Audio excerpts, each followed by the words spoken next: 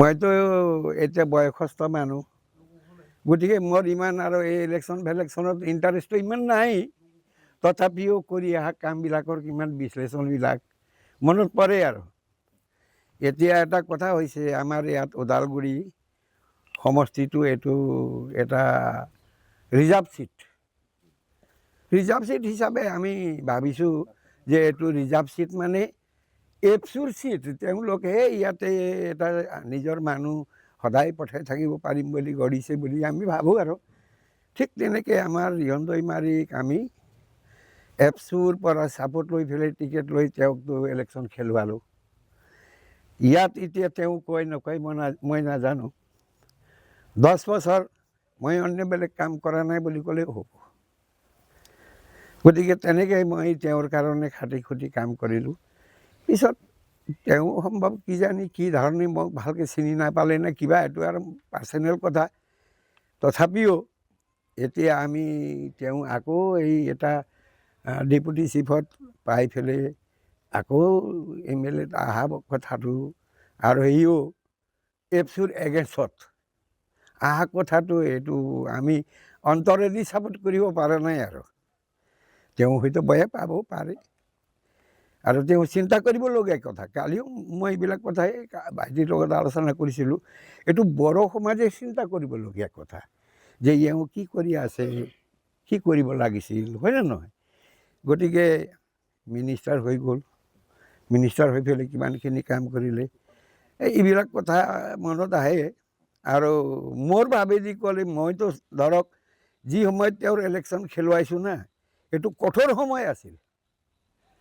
আমি ইয়াতে ৰৌতা ওদালগুৰিত এই কমিটি গঠন কৰিব পৰা নাই।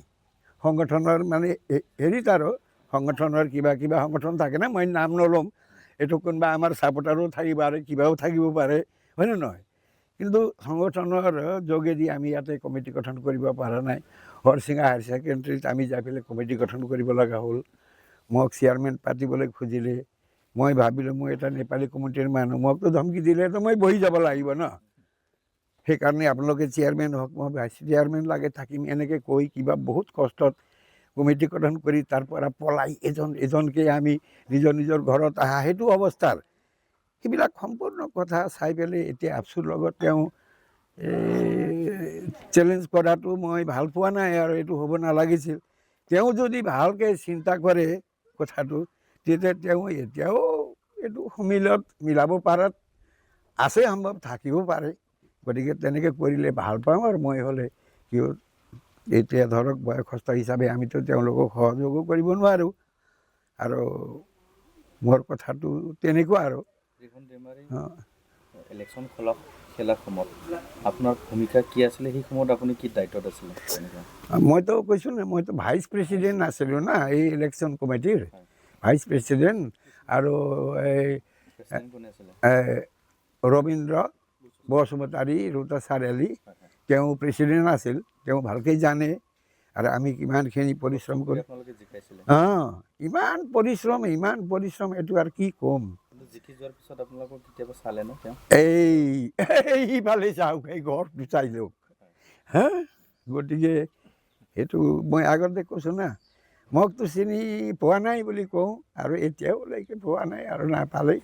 আমাৰ ধৰ্ম আমি কাম কৰিছোঁ, এটা ৰাজনীতিকৰ আশাত কৰিছিলোঁ। এই দুটা কাম ৰাজহুৱা কাম কৰিছে, এজন মিনিষ্টাৰে কৰিবলগীয়া কাম এইখিনি মাত্ৰই নহয়, এইটো আমিও চিন্তা কৰিব পাৰোঁ। গতিকে তেনেকুৱা আৰু কথাটো। নিৰ্বাচনত দীপেন বড়োক আপোনালোকে বিচাৰিছে তেনেকুৱা ভাল এজন হিচাপে? আমি ধৰক মইতো ফাৰ্ষ্ট টাইমৰ পৰা ৰবিৰাম ব্ৰহ্ম আৰু কৰেন্দ্ৰ বসুমতাৰীৰ দিনৰ পৰা আপচুৰ ছাপোৰ্টৰ মানুহ। যিকোনো কেণ্ডিডেট, মই আগতে ক'লোঁ না, ৰিহন দৈমাৰীক আপচুৰ ছাপোৰ্টত লৈ পেলাইহে আমি খেলাইছোঁ। গতিকে মই এটা ছ'চিয়েল সংগঠনৰ ছাপোৰ্টটো মই এৰিব নোৱাৰে ন।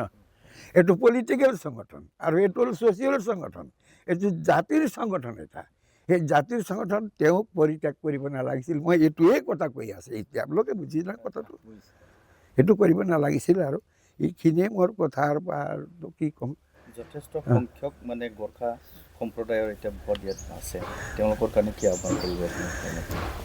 মইতো এটাই কথা ক'ম ৰাইজক যে চিন্তা আপোনালোকে কৰক।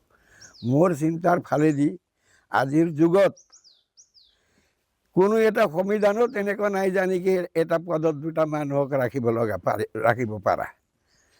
গতিকে তেওঁ ডেপুটি চিফ থাকিও MLA যোৱাটো এইটো ভাল হোৱা নাই। গতিকে আমাৰ ৰাইজে আপচু চাপোৰ্ট আমি আগৰ পৰাই কৰি আহিছোঁ, বিনয় কুমুৰ দিনৰ পৰা, তাৰ আগৰ দিনৰ পৰা। গতিকে আপচুৰ চাপোৰ্টতে আমি বাচিব লাগিব। আমি ছ'চিয়েল হিচাপে এটা পলিটিকেল আমি ল'ব লাগিব, কিন্তু আপচুৱে যাক ছাপোৰ্ট দিছে আমি তাক ছাপোৰ্ট কৰি আহিছোঁ যুগৰ পৰা আজিলৈকে। এইটোৱে কৰক মোৰ ৰাইজে, মই এইটোৱে বাঞ্ছনা কৰোঁ। আৰু হয়, মানে জ্যেষ্ঠ এজন ব্যক্তি হয়, তেওঁক জিকত বহুতখিনি মানে হেৰি কৰিলে, আপুনি সহায় কৰিলে, অৱদান আপোনাৰ আছে। তো এজন জ্যেষ্ঠ হিচাপে ৰিহন দৈমাৰীক আপুনি কি এটা ছাজেষ্ট কৰিব, আৰু ৰাইজক যেনেকুৱা আপুনি আহ্বান কৰিছে, কি তেওঁক আহ্বান কৰিব বিচাৰিব? এতিয়াতো আমাৰ গাঁৱত ৰিহন দৈমাৰী বহুতবাৰ আহিছে, গতিকে মোকতো লগো ধৰা নাই।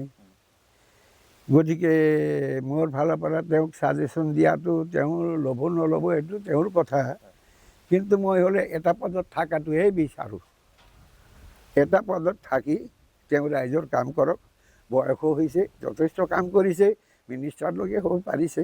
আন এটা উদ্যমী ল'ৰাক আগবঢ়াবলৈ তেওঁ সহায় কৰক, সেইটোৱে তেওঁৰ মানে কৰ্তব্য বুলি মই ভাবিছোঁ। আৰু ঠিক আছে, ধন্যবাদ।